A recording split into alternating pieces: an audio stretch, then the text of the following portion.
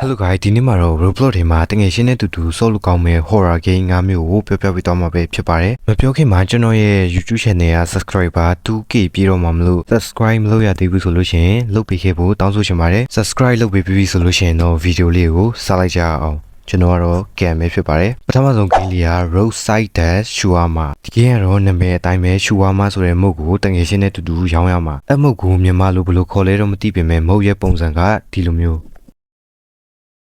ဒီကင်းရဲ့ပထမဆုံးနေ့မှာတော့အေးအေးစစ်စစ်နဲ့မုတ်လီတွေရောင်းလို့ရမယ်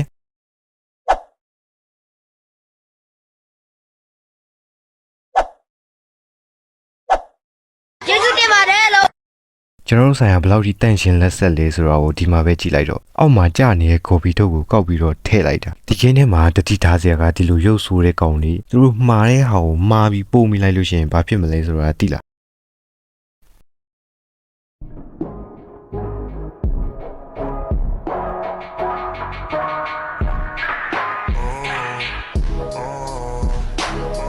နေပါဦးဒီလိုရုပ်ချော်သွားတာကိုပြောတာမဟုတ်ဘူး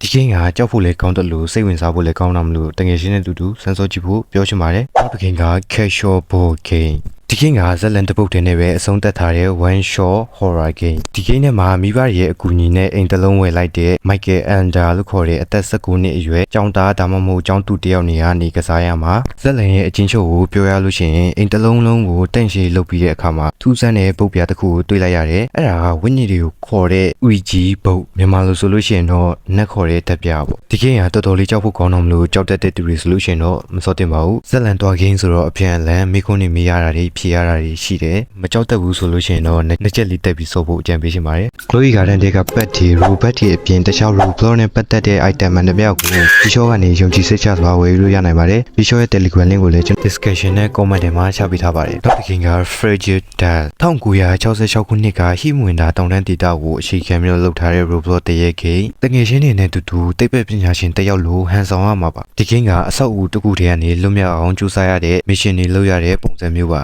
အသက်ရှင်လေးကနေထွက်ပြေးနိုင်အောင်ကြိုးစားတော့မှာပါ game ကိုအခန်းကဏ္ဍအလိုက် chapter တွေခွဲထားတဲ့တခြားတရ game တွေနဲ့မတူတာကဒီ game မှာတော်တော်လေးမြန်ပြေးလို့ရတယ် game ကိုမြန်ပြေးအောင်ဆော့ချင်တဲ့သူတွေအတွက်ကတော့တော်တော်လေးအဆင်ပြေတယ်ဒီ game ကိုတယောက်တည်းဆော့လို့ရတယ်လို့အများဆုံးတငယ်ချင်း၄ယောက်ထိလည်းချိန်ပြီးတော့ဆော့လို့ရတယ်နောက်တစ် game က Campon ဒီ game ကတော့စင်ကာပူရဲ့ရိုးရာဓလေ့တွေနဲ့ပေါင်းစပ်ပြီးတော့ကြောက်ဖို့ကောင်းအောင်လုပ်ထားတဲ့ game တစ်ခုဒီ game ကအဖိုးဖြစ်သူရဲ့ရွာကိုတွားပြီးတော့ test တွေပြီးအောင်လုပ်ပြီးတော့ game ကိုအဆုံးထိပြီးအောင်ဆော့ဖို့ပဲကျွန်တော်ဆော့တော့ကတော့ chapter 1ပဲထွက်ပါသေးတယ်ဇက်တင် ending ကလည်းမျိုးစုံရှိတယ်ဒီ game အတွက်ကတော့ဒီလောက်ပါပဲနောက်တစ် game က Vote ဒီ game ကတော်တော်လေးကြောက်ဖို့ကောင်းတဲ့ Roblox game အမျိုးအစားတွေမှာပါတယ်ဒီ game ကိုတငယ်ချင်းတွေနဲ့ပဲတူဆော့ဖို့အကြံပေးချင်ပါတယ်